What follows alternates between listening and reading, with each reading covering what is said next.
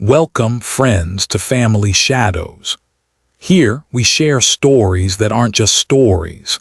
They are reminders of what it means to belong to a family, with all the love, sacrifice, and sometimes betrayal that comes with it.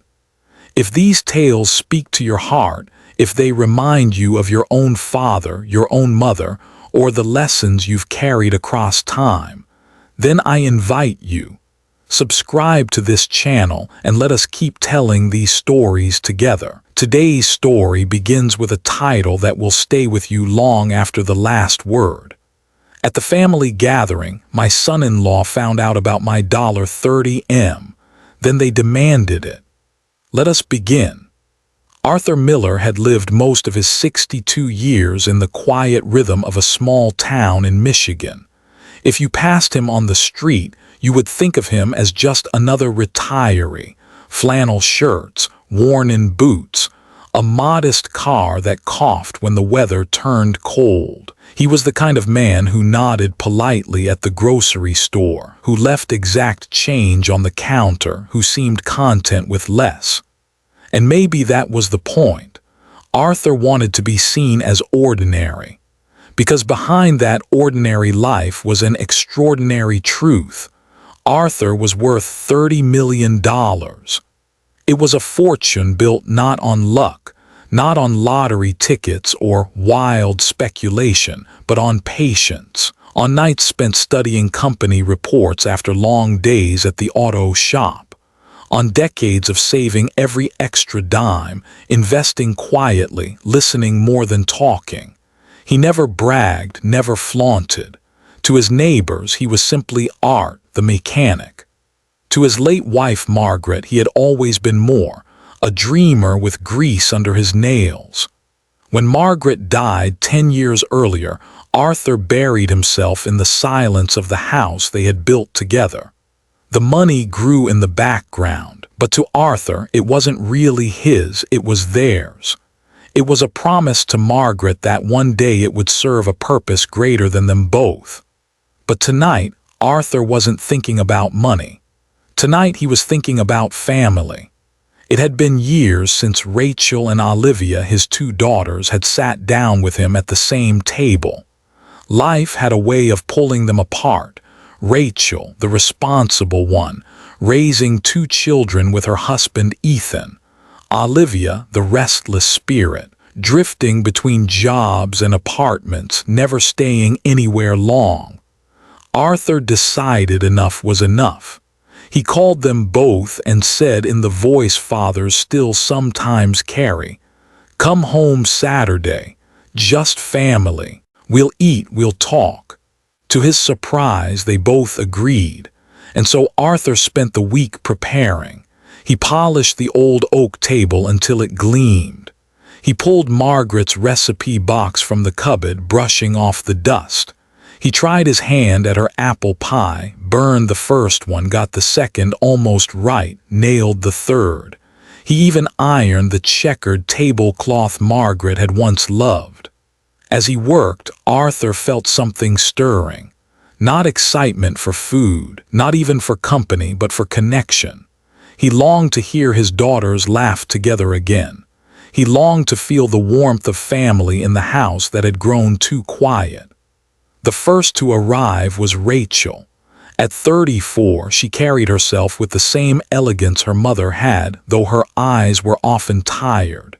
She kissed her father's cheek, smoothed the wrinkles on her navy dress, and said, "Dad, this looks wonderful." Behind her came Ethan, tall, polished in his gray suit. He shook Arthur's hand a little too firmly, the way men sometimes do when they want to assert more than greeting. Their children, Ben and Sophie, ran through the house with laughter that filled the air like sunlight. Not long after, Olivia appeared, hair pulled into a messy bun, a denim jacket over her floral dress, a bouquet of wildflowers in her hand. She hugged her father tightly. "Missed you, Dad," she whispered. And just like that, the Miller house breathed again. Dinner was almost ready when the phone rang. Arthur glanced at the caller ID, Gregory, his financial advisor. He frowned, then answered quietly. Yes, Gregory. I know, no, we'll keep the funds where they are for now. Yes, the 30 million is safe. The foundation paperwork is nearly complete. He turned his back slightly, but he didn't notice Ethan stepping into the kitchen to fetch another bottle of wine. Ethan froze. 30 million. The words hung in the air like thunder. A man he thought of as modest, maybe even frugal, was in fact sitting on a fortune. Ethan's mind lit up with possibilities. This wasn't just savings, this was power, security, a future. And Arthur had kept it hidden. Arthur hung up the phone, oblivious. He hummed to himself, adjusted the oven temperature, and returned to setting the table. But Ethan's world had shifted. They gathered around the table, hands folded briefly as Arthur said grace. The food was simple but hearty. Baked chicken with rosemary, mashed potatoes, green beans, apple pie waiting on the counter. Arthur told stories about Margaret, how she once burned the Thanksgiving turkey so badly they ended up eating Chinese takeout, how she used to hum old hymns while folding laundry.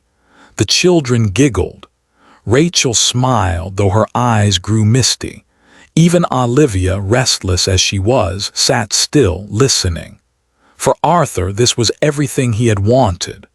But for Ethan, every word Arthur spoke only deepened the echo in his mind. 30 million. 30 million. Ethan raised his glass, his smile too thin, his questions too pointed. So, Arthur, he said lightly, retirement's treating you well, huh? Got any big plans for the future? Arthur chuckled, oblivious. Oh, just living slow, watching the grandkids grow. But Rachel caught the flicker in her husband's eyes. Olivia, too. They sensed something stirring, though they couldn't yet name it. Arthur leaned back, content. He didn't see the way Ethan's gaze had sharpened, the way his jaw tightened. He didn't hear the calculations beginning to form. Because for Arthur, tonight was about love. For Ethan, it had become about something else entirely.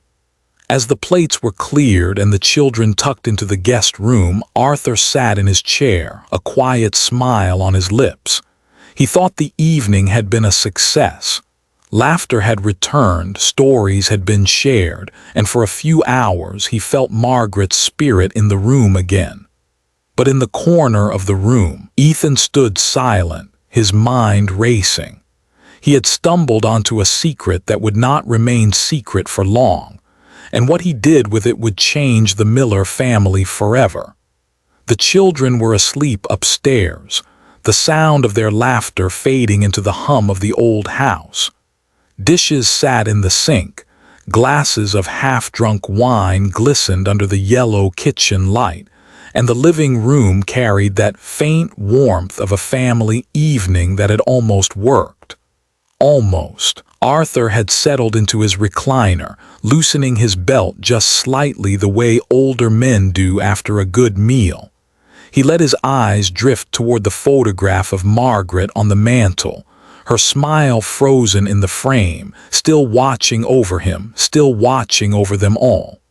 But in the kitchen, just out of earshot, a different kind of conversation was brewing. Ethan placed the bottle of wine on the counter with a soft clink. Rachel followed him, stacking plates. She didn't notice the tension in his shoulders until he turned sharply and spoke in a low hiss. "Did you hear what your father said?" Rachel frowned. "About what? The pot roast. He didn't even make pot roast tonight." "Don't play dumb, Rachel," Ethan snapped, his voice hushed but fierce. $30 million. Her hands froze over the dishes. For a moment she thought she had misheard. "What are you talking about?" "I was in the kitchen," Ethan whispered, leaning closer. "He was on the phone. He mentioned $30 million. 30. He's been hiding it all these years, pretending to be this small-town retiree, clipping coupons, mowing his own lawn, and he's sitting on a fortune." Rachel blinked, her mind struggling to catch up. She thought of the modest life her father had always lived, the flannel shirts, the coupons, the second-hand furniture he refused to replace. She thought of the times he had said, "I'm comfortable, sweetheart, but I'm no Rockefeller." But Ethan's eyes were blazing, certain. "Think about it," he pressed. How else could he afford that advisor calling him? "Did you hear the way he said it?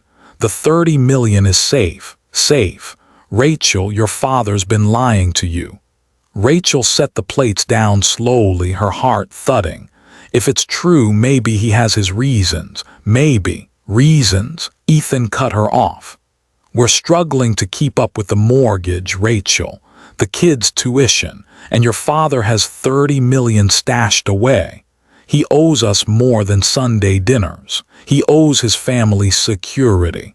Rachel shook her head. "Don't talk like that, it's his money." "It's our future," Ethan shot back, his jaw tight. "Don't you see, he's been sitting on it while we scrape by. Do you think he'd even tell us if I hadn't overheard?" The words landed heavy. Rachel's stomach knotted. She wanted to defend her father, but Ethan's logic, twisted as it was, carried weight. Why hadn't Arthur ever said anything? Why live so modestly if he had enough to change all their lives? In that silence, Olivia's footsteps padded into the kitchen. She wore her denim jacket loosely, arms folded. "What's going on?" she asked, her voice casual but her eyes sharp.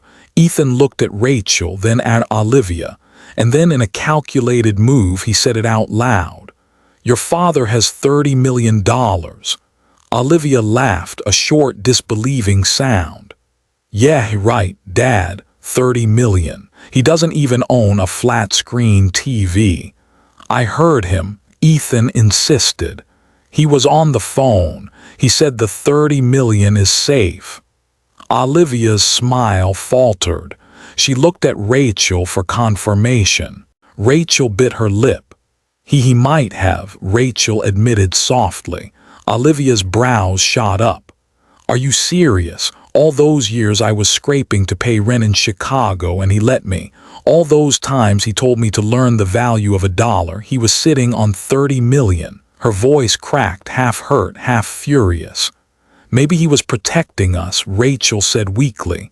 "Or maybe," Olivia snapped, "he didn't trust us." The sisters fell into silence. Only Ethan's voice cut through, smooth and persuasive. "He's been hiding this because he doesn't want to share. But think about Mom. Would she have wanted him to hoard it while her daughters struggle, or would she have wanted it to help the family she loved?" Olivia's anger wavered. The mention of their mother always softened her. Rachel lowered her eyes. Olivia bit her lip. And Ethan knew he had them both listening. The three of them stood in the kitchen, the clatter of forks and laughter upstairs far removed from the heaviness of their whispers. Ethan leaned in. "Tomorrow or the next day, we need to talk to him, together. He can't keep this a secret any longer. That money should be for family, for us, for the kids, for Olivia's future too." Olivia shifted uncomfortably. She wanted to argue, but she also remembered nights of scraping tips together to make rent, the shame of borrowing money from friends. 30 million could have changed everything. Rachel's mind was a storm. She loved her father, trusted him more than anyone, but Ethan's words clawed at her. "He owes us security." Finally, Rachel whispered, "Not tonight, not now." "Of course not tonight," Ethan said smoothly. "But soon. We can't let him keep pretending. He's had his secrets long enough." They didn't notice Arthur shuffling down the hallway, humming an old tune as he carried folded blankets for the kids. He stopped just before entering the kitchen, sensing their sudden silence, their eyes darting away. He smiled faintly, not yet knowing what storm had begun to brew. The next morning, sunlight spilled across the Miller house in soft golden beams, catching on the old lace curtains Margaret had hung decades ago. Arthur stood in the kitchen, whisking eggs for breakfast, humming the same hymn his wife used to hum. The scent of coffee drifted through the air, mixing with toast and bacon. He was happy in that quiet, unspoken way fathers sometimes are, content not because everything was perfect, but because his daughters were under his roof again, his grandchildren giggling upstairs. He didn't know the cracks that had begun to form the night before. At the table, Ethan sat already dressed, shirt buttoned, tie knotted as though he were going to work instead of sharing breakfast. Rachel came down next, hair still tousled from sleep, her smile polite but strained. Olivia trailed after barefoot, her denim jacket tossed carelessly over the back of a chair. Arthur beamed at them all. "Morning, girls, did you sleep well?" Rachel murmured yes. Olivia nodded absently. Ethan only offered a tight smile. As Arthur poured coffee, Ethan leaned toward Rachel. "We need to bring it up," he whispered, low enough that Arthur couldn't hear. Rachel's stomach tightened. She shot him a look that said, "Not now." But Ethan's persistence was steady, like water against rock. He had spent the night tossing and turning, replaying those words in his head. 30 million, 30 million. It burned in him, a secret too heavy to keep. He stirred his coffee too hard, the spoon clinking against the mug. "Arthur," he said finally, in that measured tone he used at business meetings, "I was thinking, how do you manage financially in retirement? Must be tough with inflation, property taxes, everything these days." Arthur chuckled, oblivious. "Oh, I make do, always have." Rachel's cheeks flushed. Olivia shifted uncomfortably. Ethan pressed on. "Still, it'd be nice to know you're secure for the family's sake." Arthur tilted his head. There was a flicker of something in his eyes, as if he sensed the question behind the question. But he only said, "I'm fine, Ethan, more than fine." After breakfast, the grandchildren ran out to the yard with Olivia chasing them, laughter ringing out. Arthur went to fetch tools to fix a squeaky door. That left Rachel and Ethan alone in the kitchen. Rachel's voice was sharp. "Stop it, not now, you're pushing." Ethan leaned forward, lowering his voice. "Do you realize what this could mean for us, for Ben and Sophie, for you? You wouldn't have to worry about tuition or braces or vacations we can't afford. He's been keeping 30 million from his own daughters, Rachel." She closed her eyes. "It's his money. It's your inheritance," Ethan countered. "And he won't live forever. Better we talk now than watch it disappear into some foundation or stranger's hands." Rachel's breath caught. Foundation. That word lingered. She remembered dimly hearing her father mention something about Margaret's memory, about scholarships, about giving back. Could it be that he was planning to give it all away? The thought stung more than she expected. Later that afternoon, Olivia found herself on the back porch, watching the kids play tag across the lawn. Ethan joined her, casual now, beer in hand. He leaned against the railing, his tone deceptively gentle. "You've been drifting, Olivia. I know. Job to job, city to city, it's hard." Olivia bristled. "What's your point?" "My point," Ethan said smoothly, "is that you deserve more, and your father could give you more. He just chooses not to. Why should you keep struggling when he's got enough to take care of all of us?" Olivia's jaw clenched. She hated to admit it, but the words landed. She thought of the nights she'd pawned jewelry to pay rent, the shame of borrowing from friends. All while her father clipped coupons like a man scraping by. 30 million could have changed everything. "Don't you think," Ethan pressed, "that your mother would have wanted him to use it for his children?" That name, mother, worked like a lever on Olivia's heart. She didn't answer, but the silence was enough. A seed had been planted. That evening, Rachel and Olivia found themselves alone in the living room, the television flickering with some old sitcom neither of them watched. The air was thick, the silence too loud. Finally, Olivia spoke. "Is it true about Dad?" Rachel hesitated. Ethan heard him. I think it's true. And you believe him? Rachel nodded slowly. He said it on the phone, about 30 million, about it being safe. Olivia's laugh was bitter. All those years he let me starve in apartments, let me scrape for rent. And he had that sitting in the bank. What kind of father does that? Maybe he thought he was teaching us something, Rachel whispered. Mom always said money changes people. Maybe he was protecting us. Olivia shook her head. Or maybe he just didn't trust us. The sisters fell quiet, each lost in her own storm. Meanwhile, Arthur moved through the house with the quiet joy of a man who believed he'd done something right. He checked the locks, turned down the lamps, folded the children's blankets. He looked at the faces of his daughters and thought, they're home, they're safe. Margaret would be happy. He didn't see the way Rachel's eyes avoided his, or how Olivia's hugs had grown tighter but shorter, as if restraining something unsaid. He didn't see the way Ethan watched him, not like a son-in-law, but like a hawk circling something it intended to claim. And so, without knowing it, Arthur sat at the center of a storm. Seeds of greed had been sown, watered by whispers, fertilized by silence. Soon they would bloom into demands, but for now the house was still. The night air carried only the sound of crickets, and Arthur, tired from the day, drifted into sleep, while his family lay awake, hearts restless, eyes turned not toward him but toward what he carried in secret.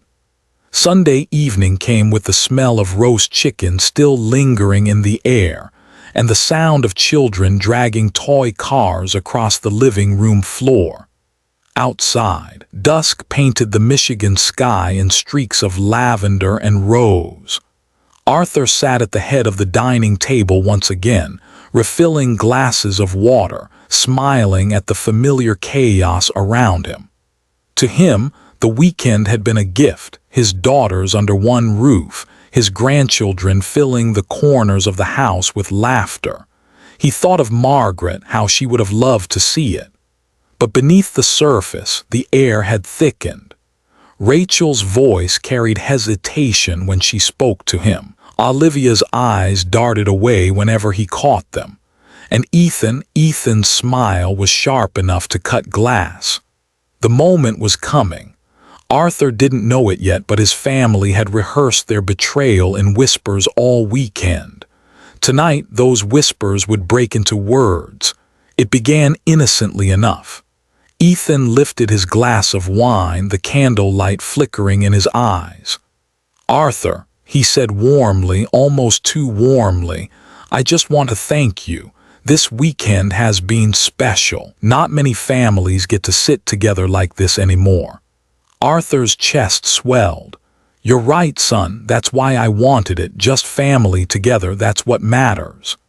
Ethan swirled his wine, his tone shifting like a shadow sliding over the room. And of course, when it comes to family, there's more than just dinners, isn't there? There's security, future, stability. Rachel's fork stilled against her plate.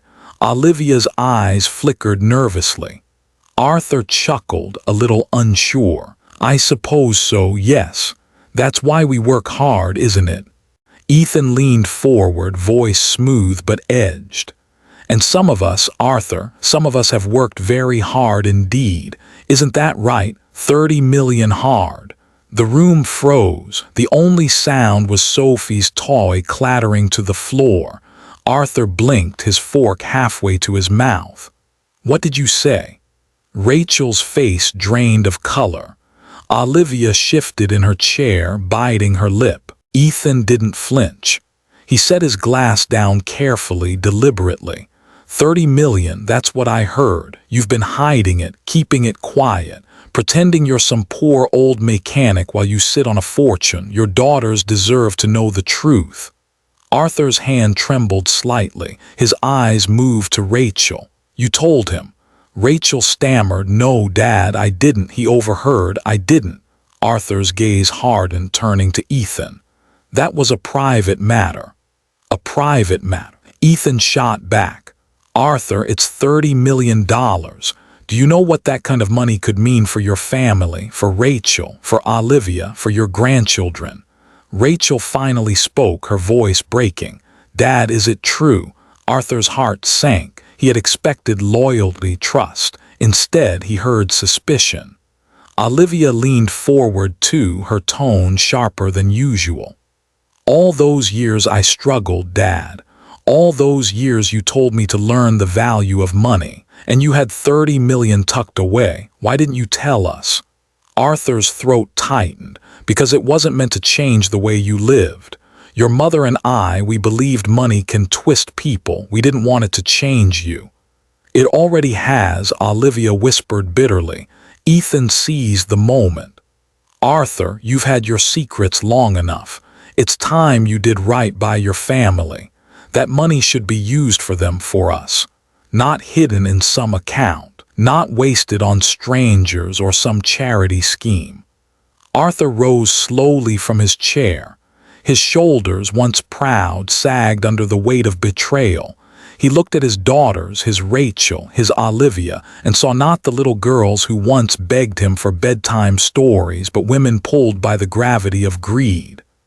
I invited you here for family, he said, voice low, thick with hurt. Not for this, not for money. Rachel's eyes filled with tears, but she said nothing. Olivia folded her arms, her jaw tight. Ethan stood too, towering, his voice sharp. With respect, Arthur, you don't get to hoard $30 million while your family struggles. You owe them more than stories. You owe them their future. Arthur's hands shook at his sides. He opened his mouth, then closed it as if the words he wanted to speak were too heavy. The air was brittle, ready to snap. Ben and Sophie came running back into the room, giggling, breaking the tension for a fleeting moment. But even their laughter couldn't hide the fracture. Arthur forced a smile for the children, patting their heads, though his heart was cracking. He looked at his daughters again, searching for any sign of love, of trust, of the bond he thought could never be broken. But what he saw in their eyes was not gratitude. It was hunger. And as the evening faded into silence, Arthur realized the family gathering he had dreamed of had turned into something else entirely, an ambush. The house grew quieter after the confrontation, but it was not a peaceful quiet. It was the kind of silence that weighed heavy, pressing into the walls, pressing into Arthur's chest. He sat in his study, the small lamp on his desk casting a pool of light over the papers scattered before him. He didn't see the numbers, the statements, the documents that confirmed the life's work of his savings and investments. All he saw was Rachel's face, his eldest, eyes wet but voice sharp with doubt. All he heard was Olivia's bitterness. Maybe he just didn't trust us. Arthur lowered his head into his hands. Margaret, what would you say if you were here? He remembered her voice, steady and warm. Art, money is a tool, not a gift. It should never be the reason our daughters love us. But tonight it seemed it was the only reason they looked at him. Downstairs, the television played to an audience that wasn't watching. Rachel sat on the couch, staring at nothing, her hands clasped tightly in her lap. Olivia paced near the window, arms crossed, chewing her lip until it nearly bled. Ethan sat in the armchair like a man who had already won, one ankle resting on his knee, swirling the last of his wine as though he were presiding over the family's future. Arthur entered quietly. He looked at his daughters first, not at Ethan. I thought this weekend would bring us closer, he said, voice rough. Instead, I feel further from you than ever before. Rachel shifted, guilt flickering in her eyes. Olivia avoided his gaze altogether. Ethan leaned forward, seizing the moment. Arthur, don't mistake honesty for distance. We're simply facing the truth. You've hidden something enormous and naturally your family is shocked, but this doesn't have to divide us. It can unite us if you share it. Arthur's eyes hardened. Share, is that what this is about, money? Ethan didn't flinch. It's about fairness. Arthur turned back to his daughters, his voice trembling. Rachel, Olivia, do you remember what your mother always said? That love is measured in care, not in dollars. That the greatest gift we can give is time together, respect for one another. Rachel's lip quivered, but she didn't answer. Olivia's arms tightened across her chest, anger shielding the hurt she felt. Arthur's heart cracked. I gave you everything I could. My years, my labor, my devotion. Was it never enough? Does it all come down to a number in a bank account? Olivia finally looked at him, her eyes glistening. You let me struggle. Dad, you let me scrape by while you kept 30 million hidden. How is that love? Arthur's breath caught. Because love isn't about bailing you out every time life gets hard. It's about knowing you can stand even when it hurts. Your mother and I, we wanted you to be strong, to value more than money. But Olivia shook her head, tears spilling. Strong doesn't pay the rent. Ethan placed his glass on the table with a decisive click. Arthur, listen to yourself. You talk about values, about strength, but what have those lessons brought your daughters? Struggle, fear, disappointment. Is that the legacy you want to leave, or will you leave them the means to live with dignity? Arthur glared at him. You dare to speak of dignity while you twist my daughters against me. I'm not twisting, Ethan replied smoothly. I'm reminding them of what they deserve. Rachel closed her eyes. She hated the word deserve. She hated that Ethan used it like a blade, carving between her and her father. Yet part of her wondered if he was right. Arthur's voice grew hoarse. When did my daughters stop believing in me? When did they start measuring my love in dollars and cents? I worked my whole life for you. I wore my body down so you could go to school, so you could have choices. I buried your mother with my own 2 hands beside me, and now you sit in my house and demand what I never promised. Rachel broke then, her tears falling. Dad, we're not asking for everything. We just want to understand why you kept it from us. Arthur's answer was a whisper, because I knew this day would come. The words struck like thunder. He turned away from them, staring at Margaret's photograph on the mantel. Your mother feared this. She said the money would test us. She begged me not to let it destroy what mattered most. And tonight, I see she was right. The silence that followed was unbearable. Ethan's eyes narrowed, calculating his next move. Rachel covered her face with her hands, torn between love and shame. Olivia stood stiff, her heart aching but her anger louder. Arthur walked slowly toward the stairs, his footsteps heavy on the wood. At the landing he paused, speaking without turning back. I thought I had raised daughters who valued love above wealth. Tonight I'm not sure anymore, and that is the greatest disappointment of my life. Then he climbed the stairs, leaving them in the dim light of the living room, each of them staring into the void he left behind. The night stretched long after Arthur's footsteps faded upstairs. Rachel dabbed at her tears with a napkin. Olivia stood by the window, her reflection trembling against the glass. Ethan sat with his chin in his hand, a predator waiting, certain the trap had already been sprung. But Arthur was not a man to be cornered. When dawn crept into the house, carrying with it the muted blue of a Michigan morning, Arthur was already awake. He sat at his desk, the one Margaret had insisted he keep by the bedroom window, where sunlight touched the wood first thing every day. On the desk was a small, fireproof box. Its key lay on a chain around his neck. Arthur unlocked it slowly, hands trembling not from age but from the weight of the choice before him. Inside were documents, bank statements, investment portfolios, a letter in Margaret's looping script, and a manila envelope thick, sealed with wax. Across the front in bold handwriting was a single word: will. Margaret had helped draft it years ago, long before illness took her.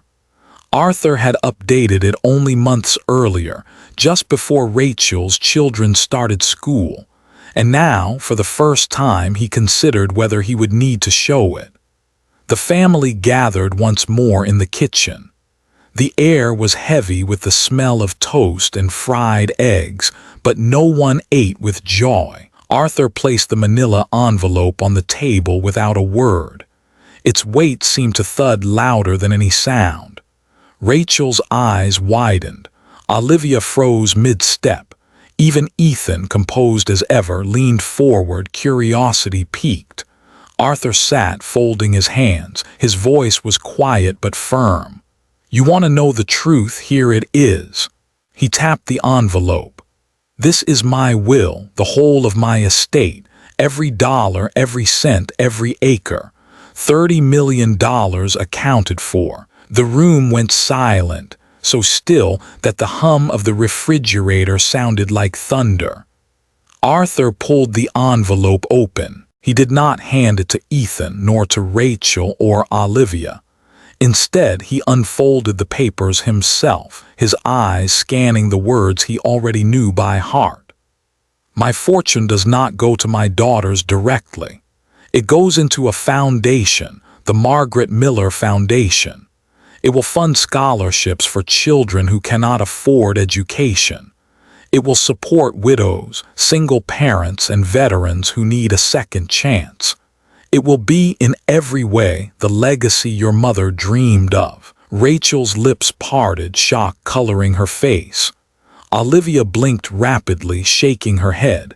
Ethan's jaw tightened, the calm mask cracking. Arthur's eyes glistened, but his voice held steady. "I chose this not because I don't love you, but because I love you too much to let money poison that love." Margaret feared it.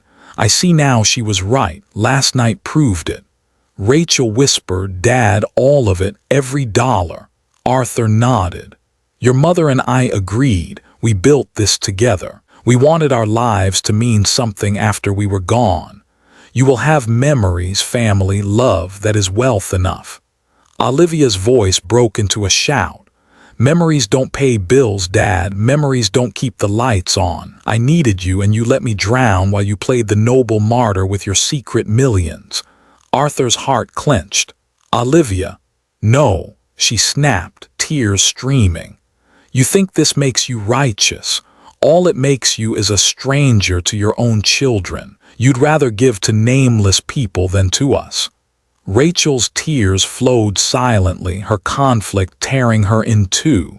She wanted to side with her father to honor his sacrifice, but Ethan's voice, sharp and insistent, filled her ears before she could speak. "This is insanity," Ethan declared. "Arthur, you're telling me you'd rather give away $30 million to strangers than secure your own bloodline, your grandchildren." Arthur turned on him with rare fire. "Don't you speak to me of bloodlines, Ethan. You married into this family, but you've never understood it. My wife taught me that love cannot be bought. That lesson was worth more than every dollar in that account, and I will not betray her memory." Arthur reached again into the box and withdrew a second envelope, thinner, faded with time. He held it carefully, almost reverently. "This," he said softly, "is from Margaret, written before she died." His daughters leaned in despite themselves. Even Ethan was silent.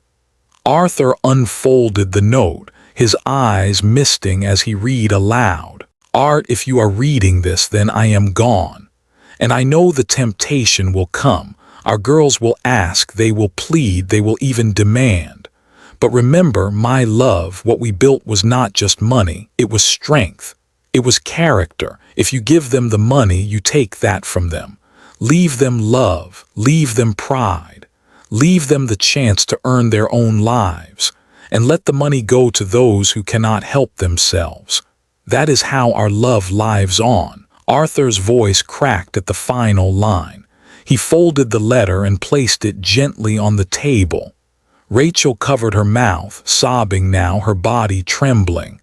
Olivia's arms hung limp at her sides, anger fighting with grief.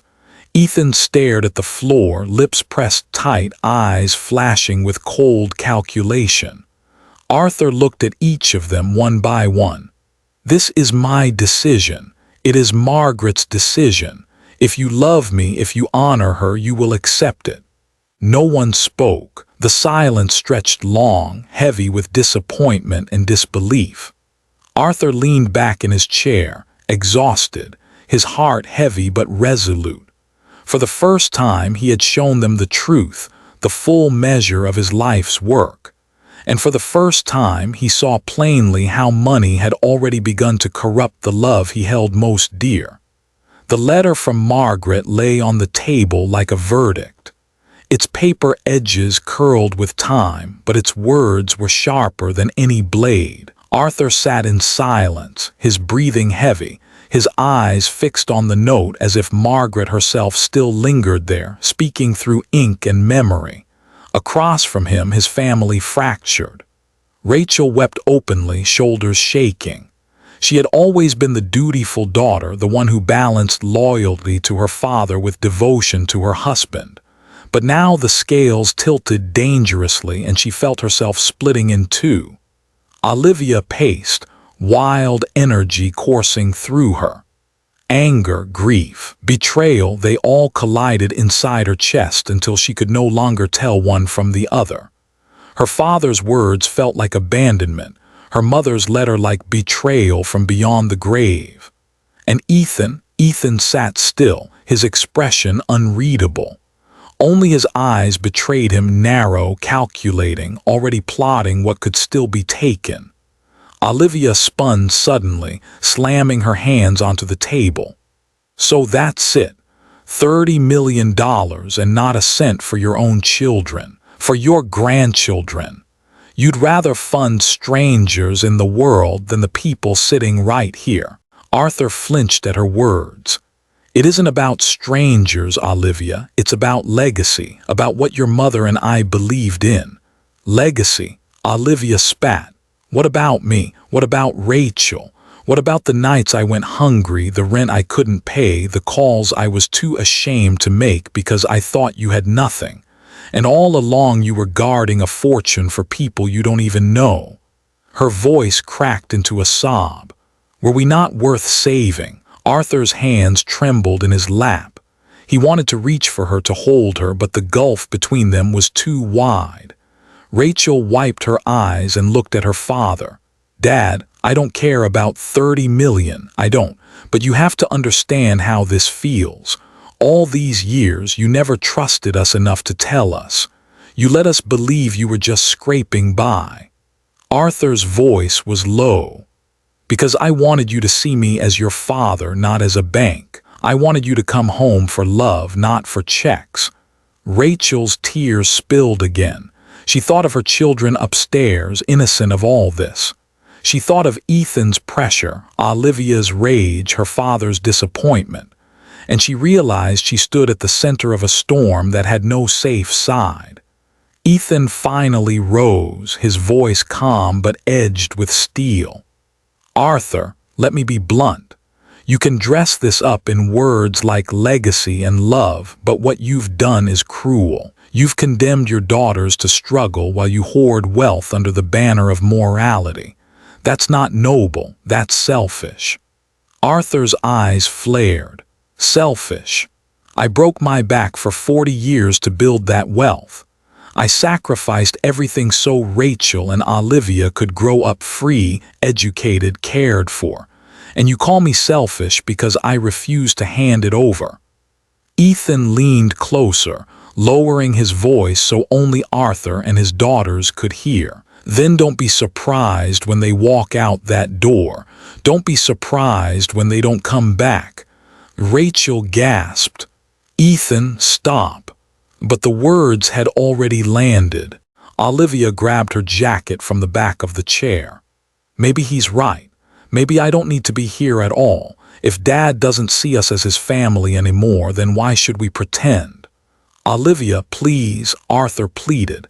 His voice shook with the desperation of a man losing what mattered most. "Don't let money blind you. Don't let it steal what your mother and I tried to give you." But Olivia's eyes were hard, shimmering with tears she refused to shed. "You already stole it, Dad. You stole the truth."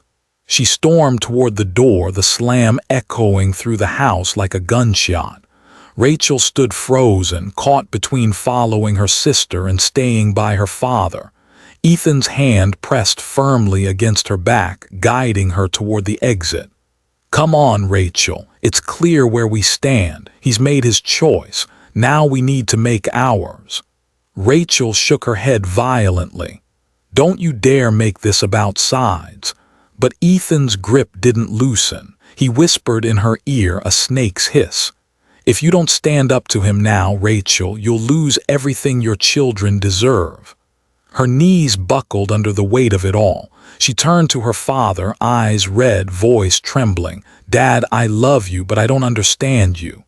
Arthur reached for her. "Rachel." She pulled away, tears streaming, and walked out after Ethan. The door shut. The house, once filled with laughter and warmth, now echoed with emptiness. Only Arthur remained, seated at the table, Margaret's letter still resting by his hand. He picked it up slowly, tracing the familiar handwriting with his thumb. For the first time in years, he felt not like a father or a husband or a provider. He felt simply like a man, an old man, left behind by the very people he had lived for. The house creaked around him, silent witnesses to a collapse he had tried so hard to prevent. And Arthur whispered into the stillness, voice breaking, "Margaret, they don't understand. They don't see what we saw." His words disappeared into the empty air, carrying with them the weight of a father's deepest heartbreak. The house was still when morning came, the kind of stillness that follows after a storm. Arthur moved slowly through the rooms, picking up the pieces of the weekend. A forgotten toy truck under the couch, a wine glass left on the counter, Rachel's scarf draped carelessly over a chair. Every object carried the echo of what had unraveled. He paused at the dining table where Margaret's letter still lay. He unfolded it again, reading her words through blurred eyes. Each line reminded him that love had to mean more than comfort, that legacy was not what you handed down in dollars, but what you planted in the hearts of those you loved. And yet, his own children had walked away. Arthur carried the letter into the garden, where Margaret's roses still bloomed in patches of stubborn color. He sat on the bench he had built years ago, let the paper rest in his lap, and spoke aloud as though she were beside him. "They see money, Maggie. They don't see you. They don't see what we dreamed of. But I'll hold on. I'll keep my promise. Our love will not end in greed." Days turned into weeks. Rachel called, but her voice was cool, restrained. Olivia didn't call at all. Ethan's silence was calculated, a punishment Arthur could feel but never name. And yet, Arthur did not waver. He met with Gregory, his advisor, finalizing every detail of the Margaret Miller Foundation. The paperwork was signed, the accounts locked. $30 million, untouchable by selfish hands, ready to blossom into scholarships, shelters, second chances. When he walked out of the lawyer's office that afternoon, the autumn air sharp against his face, Arthur felt lighter. Not happy, not yet, but certain. He had done what was right. Months later, Rachel returned with the children. She didn't speak of money. She only said, "Dad, they missed you." And when Ben and Sophie ran into his arms, Arthur felt a piece of his heart knit back together. Olivia came too eventually.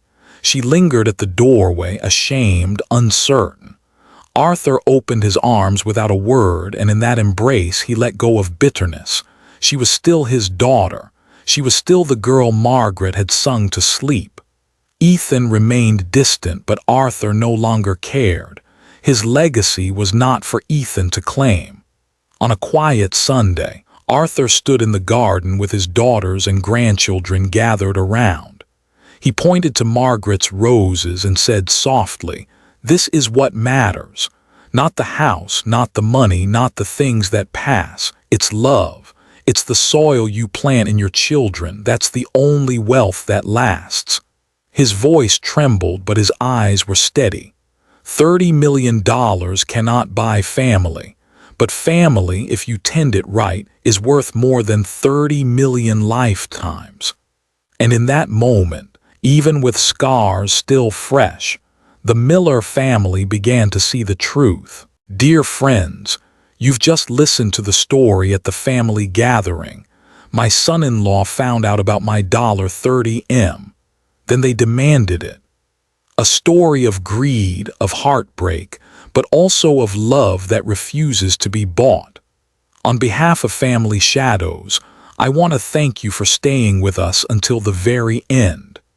May this story remind us all that true wealth is not found in bank accounts, but in the laughter around our tables and the memories we pass down. We wish you health, peace, and happiness with your families. Until next time, take care of one another, because love is the greatest legacy of all.